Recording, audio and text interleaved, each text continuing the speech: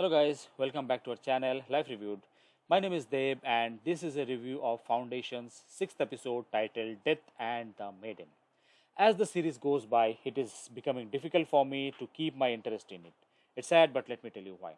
The editing is all over the place. There are too many unnecessary parallel stories and it is too damn slow and there's a lot of lazy writing. There are people in Asimov groups who say I should not compare it with the books too much and to treat it as its own thing. But since they have taken the name of Asimov's Foundation when they made this series, why should I not do that? And why can they not be faithful to the books? Look at the new Dune movie. They did such a fine job. And they were almost 95% faithful to the books, to its source material. So, no, I will not treat this as a standalone work and I will be pointing out the differences from the books. Coming to this episode, I have the following points to make. They are using Lee Pace as an eye candy for the female gaze. This episode confirmed it. The semi-nude shots of him serves no other purpose. I feel sorry for Lee Pace. He is such a brilliant actor, but in this he does not have much to do and his talents are being wasted, at least till now.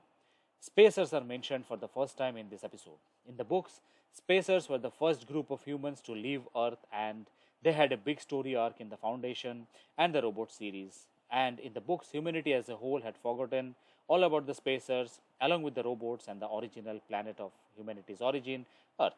In the show, Spacers are genetically engineered humans made specially to operate ships. It seems they don't have any other purpose besides that. I hope that is not the whole story and that is not the case with them, and that we see the concept developed further in the future seasons and the coming episodes. For a brief moment, we see Demerzel use a spray which heals her skin, which is very similar to what we saw Will Smith use in the movie I, Robot to heal his damaged arm. I, Robot was also based on the Asimov novel on the same name. I thought that was a cool Easter egg.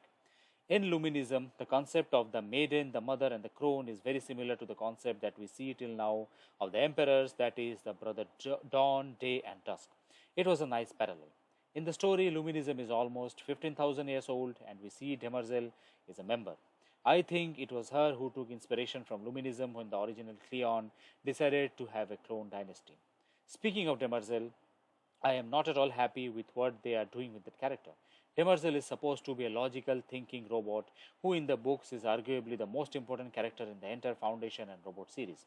But here she is a member of a religious group who fully believes in the concept of the Holy Trinity and is compelled to bow to Halima in an organized religious gathering. That was underwhelming. I wonder if the writers of this show have even read all the Foundation and the Robot novels. I am really disappointed seeing how they are destroying such an interesting character. This episode has some nudity, not very explicit as in the Game of Thrones, but I think it was necessary to show how Brother Dawn is different from the other clones of Cleon. Speaking of Brother Dawn, we see here the ways in which he is different. He is colorblind. We saw earlier he was left-handed unlike the other Cleon clones. He seems genuinely interested in the palace gardener Azura, maybe even in love with her, and he is a much better shot than Brother Dusk. It will be interesting to see the conflict that this show is setting up between the Brother Dawn and Brother Dusk. The storyline on Terminus, which along with Gail Dornick remains the show's weakest spot. I don't think this is the fault of Lou Lobel, who plays Gale, or Lee Harvey, who leads the Terminus material as Salvor Hardin. Both characters are simply kind of flatly written and don't have much to do, with Gale reacting to everything with either dumbfounded shock or cool command, and Salvor a pretty generic tough guy. The Anacrenian huntress Fera is seeking something called the Invictus, a legendary centuries-old ghost ship with planet-destroying capabilities. This is something which was there in the books, but the setting was quite different. Nonetheless, it was nice to see they're using something at least from the books, even if it is that to some extent and not fully. We finally get the answer as to why Rach stabbed Harry. Salvor sees a vision, still not clear how and why she is seeing those. In it, she sees Rach has to murder Harry, or the Foundation will fail before it makes to Terminus. Harry claims that Rach has no choice but to do what's asked of him, as it's all part of Harry's plan. Interestingly, it was Rach, not Gale, who was supposed to use one of the ship's escape pods after he murders Harry and be picked up by the empty spaceship in episode 5. It seems the show is depicting the Anachronian invasion as the first Sheldon crisis, which is quite underwhelming. In the books, the first crisis involved three planets and their governments, the Foundation and the Empire, and not a ragtag group of breakaways that we see here. They are also trying to change the way psychohistory works. The math of psychohistory deals with the actions of a huge group of people, like the population of an entire planet or that of an empire. But here they are trying to imply that a single person can change the plan by being at the right place at the right time.